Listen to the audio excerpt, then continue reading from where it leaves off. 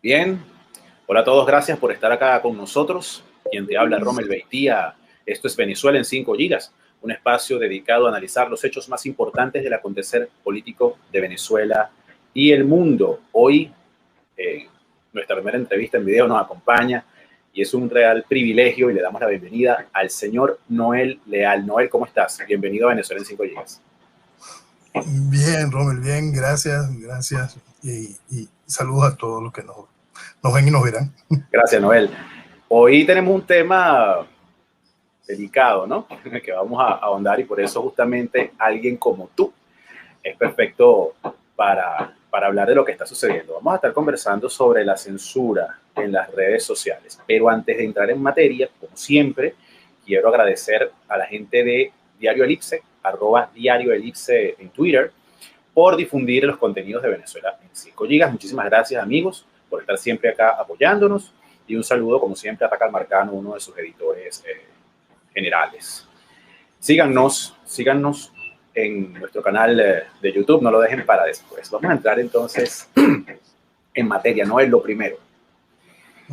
¿Es o no es censura esto que están haciendo las redes sociales? Y te pongo un poquito en contexto por qué te hago esa pregunta.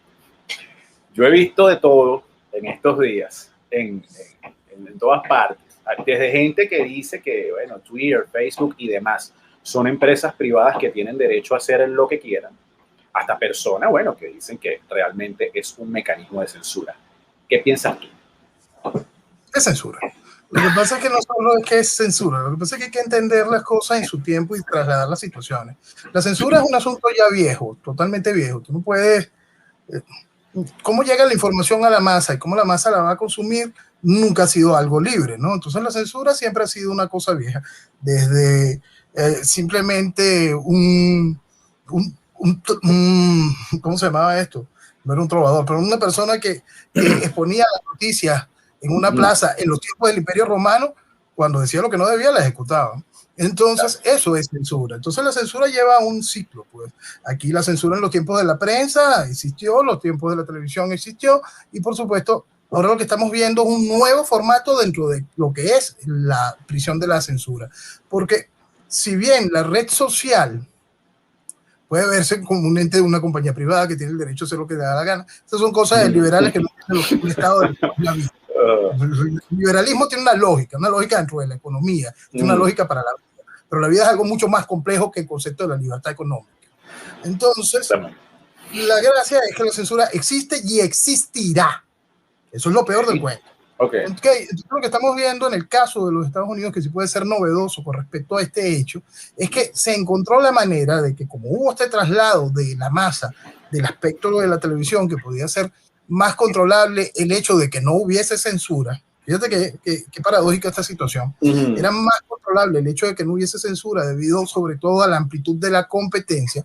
Tú encontrabas a veces que en la televisión había una noticia, la noticia corría con muchísima fuerza, pero la misma noticia podía desaparecer. Y si te querías enterar bien de la noticia, tenías que recurrir a los principales periódicos. Los periódicos tenían mayor presencia y más fuerza que muchos canales de televisión. Todo eso se trasladó y llegamos al hecho de las redes sociales. Las redes sociales se convirtieron en el vaso que rompía la censura impuesta por aquella estructura. El asunto es que se volvieron totalmente monopólicas y dueñas de absoluta de la verdad. Entonces, si bien ellas logran generar las dos vías, la creación de su propio contenido e encauzar a la gente hacia su propio contenido, para que ese río no se desborde y no se bifurquen y abran nuevos canales, censuro las voces que vayan en contra y más usando su propia herramienta. Qué bárbaro, Noel. Y bueno, fíjate una cosa. Además que es delicado, ¿no? Porque uno dice, ya va. O sea, una red social de entrada no es un medio de comunicación. Entonces, la red social debe tener línea editorial. O sea, ¿cómo se come eso? O sea, es que yo voy a quitar esto de un lado, voy a quitar esto de este otro. O sea, es un medio, ahora las redes sociales son canales, son medios de comunicación. O sea, se genera como una especie de mito entonces alrededor del tema de que la gente puede decir lo que quiera. Pero en función a eso, y vuelvo a que también he visto de todo durante estos días, ¿qué debemos hacer, Noel, las personas? Porque hay los que dicen que entonces hay que abandonar todo, hay que abandonar Twitter, Facebook, YouTube, correr todo el mundo para acá. no sé, empezaba a mandarnos cartas. ¿Qué hacemos? ¿Qué hacemos? Porque, o sea, tú y yo estamos aquí ahorita en YouTube. ¿Y qué debemos hacer? O sea, luchamos desde acá, nos vamos. ¿Qué piensas tú? Ok, vamos con la primera parte del asunto de las redes sociales. Las redes sociales, ¿qué pasa? Simplemente es una evolución, es un traslado lógico. Sí, la gente perdió la manera de comunicarse, igual que nos comunicamos en algún tiempo y entendíamos la recepción de la noticia a través de la prensa y pasamos a la radio, pasamos a la televisión. Simplemente llega esta evolución y llegas a la estructura de las redes sociales como medio de información.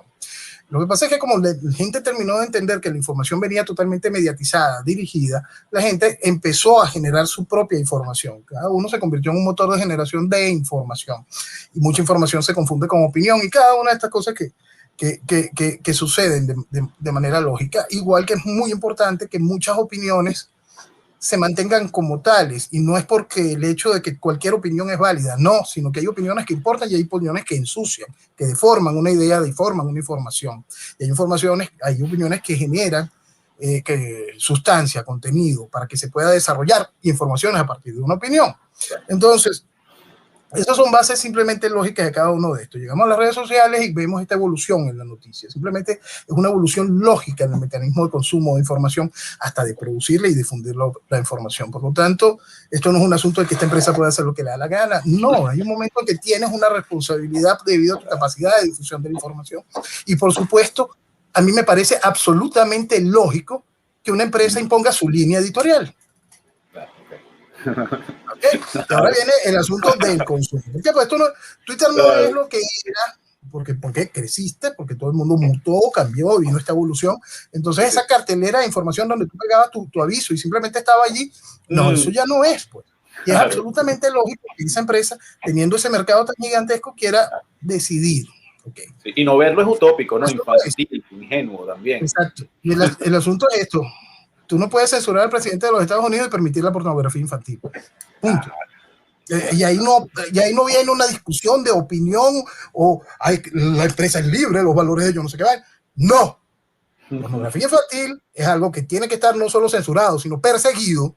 Y el otro es el presidente de la primera nación del mundo, o igual o el presidente de cualquier nación. Entonces, lo que tú estás haciendo allí simplemente es censurar, abusar, mediatizar, controlar, influir en la sociedad, destruir ideas, ir contra el orden. Eso es lo que sí se está haciendo. Eso va mucho más allá de la palabra censura. Claro, sobre todo cuando tú dices que, o sea, nosotros no vamos a censurar la pornografía infantil porque no viola nuestras políticas.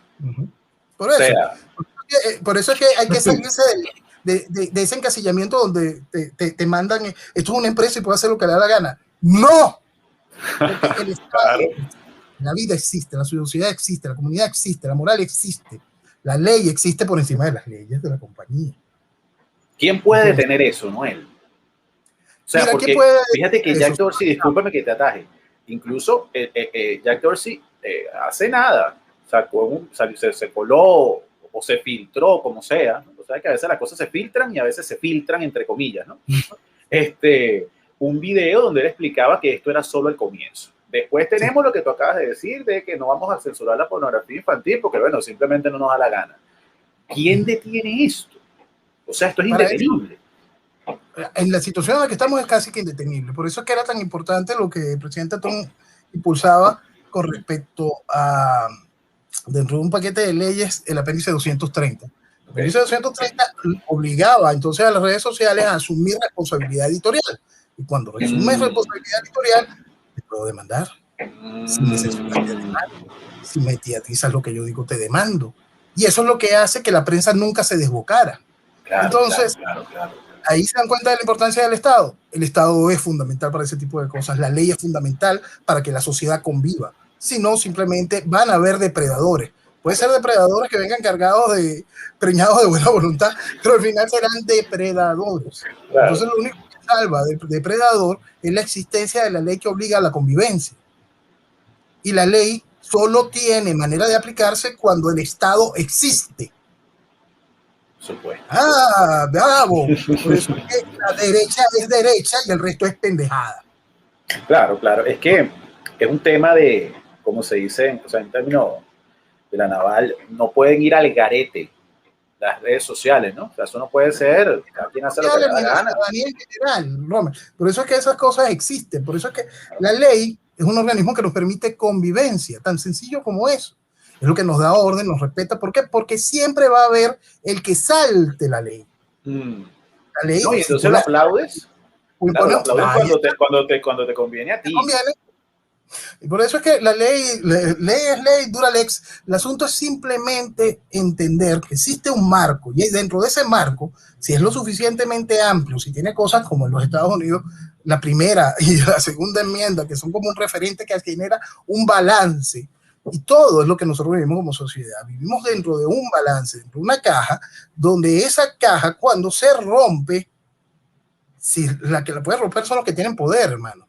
Entonces, claro, por eso es que viene la razón del Estado. El Estado lo que busca es que sea más o menos paritaria las situaciones, que no pueda venir un pez grande a comerte, pero sí darle la libertad al pez grande de que desarrolle, de que crezca y genere oportunidades para que todos podamos vivir. Entonces, esa es una discusión eterna que es constante y siempre se llega a vacíos que han permitido el desastre que vivimos hoy. Porque el desastre que vivimos hoy parte de una idea de libertinaje político que genera este tipo de situaciones. Exacto. Mira, Noel, y te hago una pregunta. El señor Biden lleva pocos días en el poder, ¿no? Y ya el señor Marco Rubio grabó un video sobre lo que él pensaba que era este señor y lo que es, porque el señor Marco Rubio es muy ingenuo y es fácil de engañar, es súper ingenuo. Y bueno, se acaba de enterar ahorita de quién es Biden, pobrecito, pero el punto no es ese, sino que, bueno, fíjate, así como viendo uno que Marco Rubio se entera de quién es Biden, ¿no? En su ingenuidad.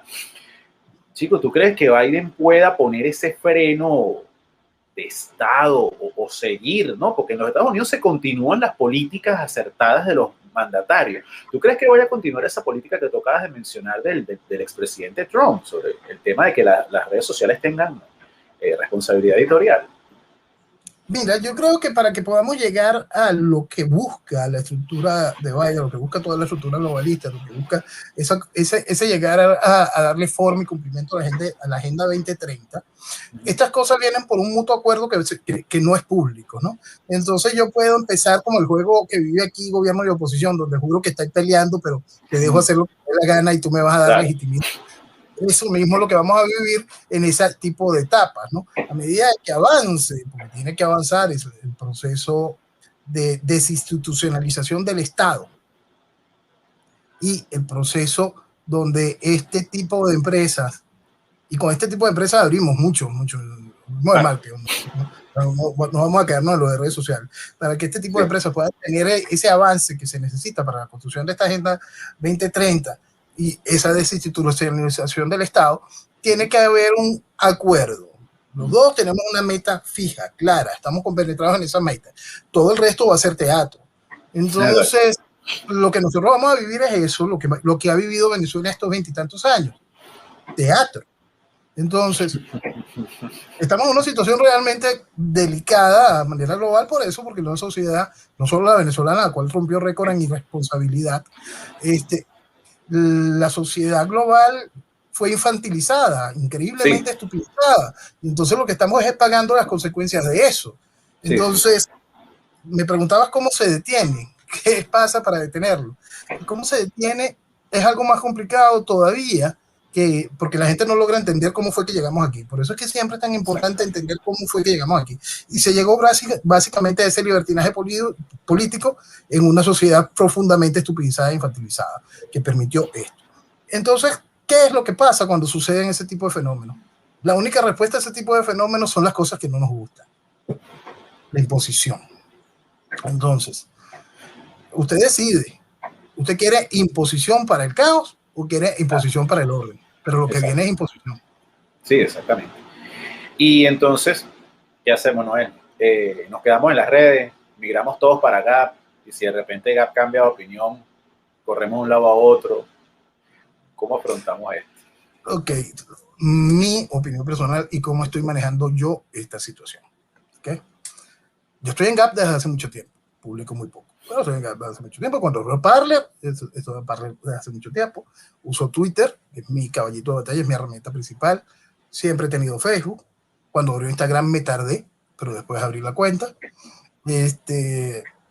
Abrí una cosa que se llama MiWi, ahí está. Ahora publico mis videos también en Rumble, ahí está. Ajá. Las personas que dicen, no, yo voy a quitar el WhatsApp de mi teléfono. Ajá, pero tienes todavía tu cuenta en Instagram y Facebook. No estás haciendo nada.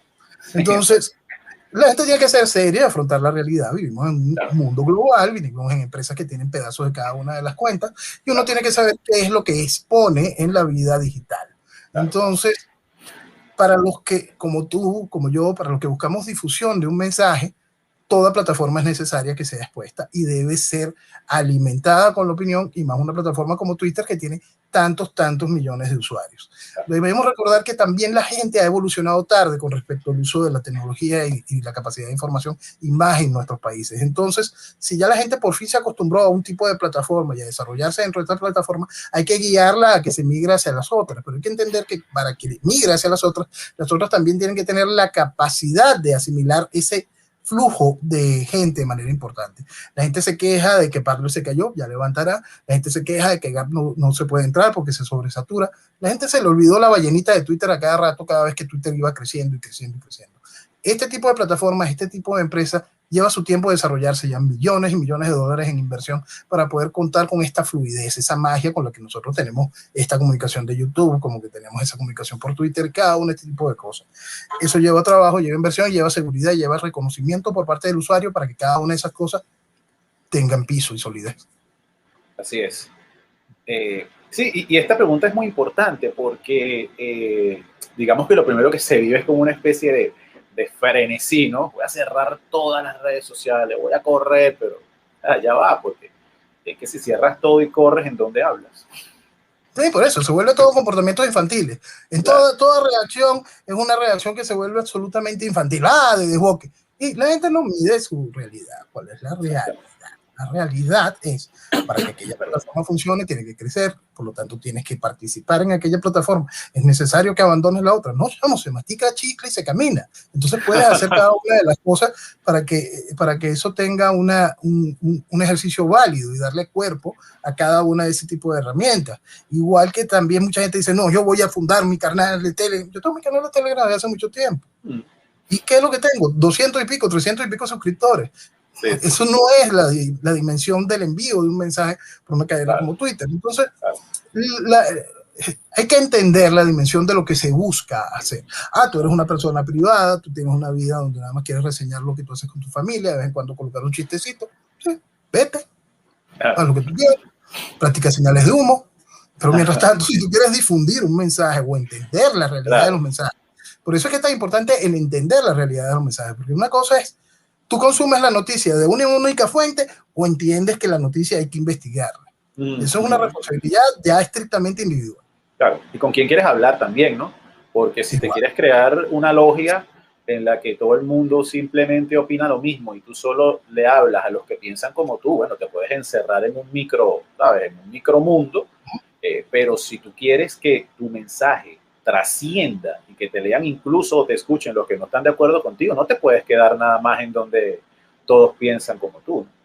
Exacto. Yo particularmente prefiero que me censuren a salirme, prefiero que me quiten la cuenta. No, yo no voy a salir. Exacto. Es algo tan básico como eso. Usted viene y va construyendo sus distintas etapas, sus distintas veces. Yo monté, hay una herramientica que se llama Linktree, donde puedes colocar esa sola dirección y ahí se vuelve un árbol de direcciones y tienes y vas colocando los links a tus distintos sitios. Eso es algo que yo le aconsejo a todo el mundo que lo haga. Entonces, ahí tú puedes colocar todas las direcciones alternativas, por si alguna de las plataformas se cae, la gente tenga referencia de cómo volver a tener un reencuentro contigo, con lo que tú produces. Claro, y comprender para qué también es cada plataforma, porque lo que tocas decir de Telegram es muy importante. O sea, un canal de Telegram no tiene el alcance de una cuenta de Twitter o de YouTube. Además que no tiene la función. Es un tema como para también más íntimo, ¿no? Tú haces un grupo ahí de repente más privado. Yo tengo un canal de Telegram, la gente comenta, sugiere preguntas, qué sé yo, pero no es un difusor como lo son estas otras redes. ¿Sabes qué? Entre las cosas que han ocurrido en estas semanas, a mí me ha causado curiosidad las reacciones de las personas que están en posiciones de poder. Y fíjate que uno ve de repente que por ahí Angela Merkel comenta algo sobre lo de Trump, de la censura, algo quizás un poco tímido. A mí me sorprendió ver que López Obrador dedicara tanto tiempo a hablar sobre ese tema, de una forma tan vehemente, ¿no? Como está, ahí está el video de él, es público, ¿no? También vemos a Polonia, que también tuvo como un avance ahí con el tema del tema de la censura. ¿Qué piensas tú de la actitud de los líderes del mundo ante lo que está pasando? Pobre cómplice, sí, podemos resumirla en eso, pobre y cómplice. Y lo que estamos viendo tiene que preocuparnos mucho en ese sentido, ¿no? Europa da vergüenza. Lo único que tiene ahí algo de sentido es Polonia y Hungría, simplemente da vergüenza. Los occidentes, la primera barrera, todo se perdió. Sí, ¿Okay? sí. Entonces, Europa da vergüenza. El problema es realmente grave, ¿no? Entonces lo que estamos viendo en esa reacción del liderazgo general, sobre todo el político, porque por lo menos el otro liderazgo que utiliza al político, siempre se habla del político, el otro liderazgo que está utilizando al político tiene muy clara su definición y su objetivo, ¿no? Entonces lo que ha logrado es que el político simplemente sea algo totalmente dúctil a esos intereses y a esa visión, ¿no? Claro. No es de extrañarse una actitud como la que tuvo la Merkel. Lo de López Obrador no tiene por qué sorprender, porque perfectamente él dice azul, azul, azul, mañana rojo, rojo, rojo, pasado mañana un arcoíris. Entonces, y todo el mundo, como la gente sigue realmente sin entender la seriedad de lo que está sucediendo, siempre va a contar con aplausos, no importa la estupidez que diga. Sí, increíble. Además que la gente pasa de ser mala a buena en microsegundos. Y después vuelve a ser buena. Sí, sí. El caso venezolano es una de las cosas más salvajes. Mi país de pendejos, que tiene un gran récord en irresponsabilidad, amo a Capriles, quito a Capriles, amo a Capriles, desoyó a Capriles, tal cosa. Es una cosa bárbara. Entonces, y así lo han hecho cualquiera. Es realmente triste y es igual que la capacidad del país de venir a crucificar a cualquiera que le diga la verdad por no querer oír la verdad. Sí, porque aquí es complicado. Además que, bueno, es lo que tú dices, es una conducta que lo triste no es solo que uno lo veía antes o se podía relegar a países del tercer mundo. No, lo triste y lo preocupante es que las naciones, digamos, que son poderosas, las naciones fuertes, donde la gente debería tener una manera distinta de ver las cosas, o sea, en vez de nosotros poder haber aprendido de ellos, ellos empezaron a copiar esto. Entonces, es un sistema terrible, un tema de... Mira, y lo vi con el caso del señor Trump. O sea, yo, y no es un secreto, he sido partidario, por supuesto, de las políticas del señor Trump desde que comenzó. Pero una cosa es ser partidario de las políticas de alguien, otra cosa es no ver jamás un error en una persona. Eso, o sea, eso no nos lleva a nada. No nos lleva a nada no ver errores. No nos lleva a nada atacar a las personas, por ejemplo, como tú, que critican. Porque es que si nosotros no nos criticamos, la crítica que más duele es la propia. Y es cierto, pero es la que tenemos que hacer primero. Porque si nosotros no entendemos en qué lo estamos haciendo mal, entonces seguimos dando tumbos por ahí como unos locos. Señor Noel Leal, una última pregunta ya para ir cerrando el programa de hoy. ¿Quién está detrás de todo esto? Porque se escucha que es el estado profundo, la gente a lo mejor no entiende bien qué es el estado profundo, algunos creerán que no existe. ¿Quién está realmente detrás de todo esto que está sucediendo con el tema de volarle la cuenta al señor Trump, sacar a muchas personas, periodistas, influencers de las redes sociales? ¿Hay una persona, es un grupo, son países? ¿Quiénes están detrás de esto? Colocar el quién es una cosa bien complicada, pero lo vamos a basar en el esquema de cómo funciona este tipo de cosas de manera histórica.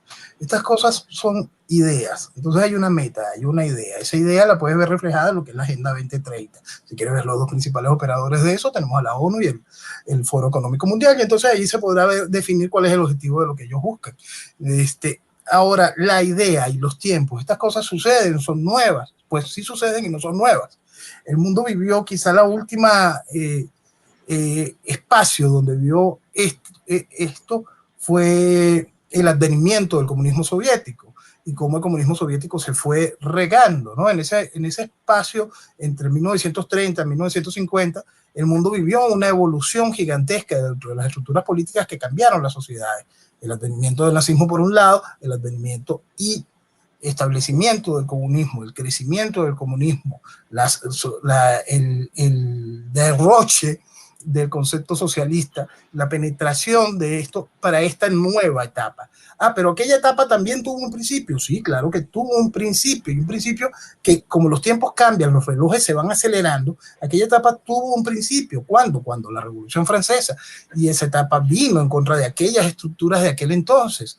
Y así es como se va montando cada uno de estos espacios, ¿no? Y antes de la Revolución Francesa hubo otra etapa. Sí, tuviste a Lutero, que acabó con el espacio de la hegemonía católica. Cada una de este tipo de cosas llevan ciclos que estallan en las sociedades y te conducen hacia una nueva idea y entendimiento de la realidad. Nosotros vamos hacia una nueva idea y entendimiento de la realidad. El asunto es que como sociedad, porque esta es la primera oportunidad que la sociedad global tiene acceso a entender a dónde nos quieren llevar. Esta es la primera vez, y ahí lo tienes. No es la primera vez porque lo que ha hecho tanto la ONU como el Foro Económico Mundial es decirnos para allá te queremos llevar, ¿no? Entonces, esta es la primera vez que la sociedad global tiene noción de hacia dónde quieren dirigir el mundo. Igual que en su momento se levantó Occidente y frenó el proceso de este avance comunista y esta visión de entendimiento del mundo, como sociedad, al dejar caer Occidente, estamos perdiendo la única defensa frente a ese tipo de cambios, ¿no? Entonces, o cambiamos las cosas en Occidente para poder decir, mantenernos y hacerle entender a esa idea, a ese concepto, a esa agenda, que no es por ahí, que tenemos que atender los problemas globales que tenemos, pero de una manera seria, no con la locura propuestas. Simplemente la sociedad va a perder toda manera de integrarse. Entonces va más allá del hecho de quién. A mí siempre eso me gusta mucho despersonalizarlo en todos los sentidos, tanto en la ridícula política interna que nosotros tenemos como en la global. Hay que entender las ideas. Hay ideas que utilizan cualquier cantidad de elementos para desmontar una sociedad. No es nuevo, no es algo nuevo. Simplemente que en esta oportunidad tenemos las referencias de poder saber hacia dónde nos quieren llevar. Y entonces, según lo que tú estás diciendo, que es muy importante, muy interesante, el otro punto de esto a nivel estratégico es que no se debería esto simplificar como un tema de izquierda y derecha netamente político, ¿no? Una lucha absoluta de ideología. O sea, hay mucho más en juego. Claro que hay mucho más, pero el asunto es que tienes que entender que es ideológico el final. Vas a una idea, ¿entiendes? Okay. ¿Cuál idea de esas ideas? ¿Cuál es la herramienta que te está llevando? ¿Cuál es el bote que te está transportando? Lo que te está transportando es una sociedad que se estupidizó en base al socialismo. Una sociedad que perdió su fuerza, su barrera, su identidad. Si hay algo que va en contra de la identidad de familia, es el socialismo, el progresismo. Si es algo que va en contra de la identidad de fe, es la idea del comunismo. Si hay algo que va en contra de la idea de nación, patria, respeto, por lo tanto a la sociedad, por lo tanto el derecho tuyo como individuo, es la idea del globalismo. Y todo va en ese mismo bote.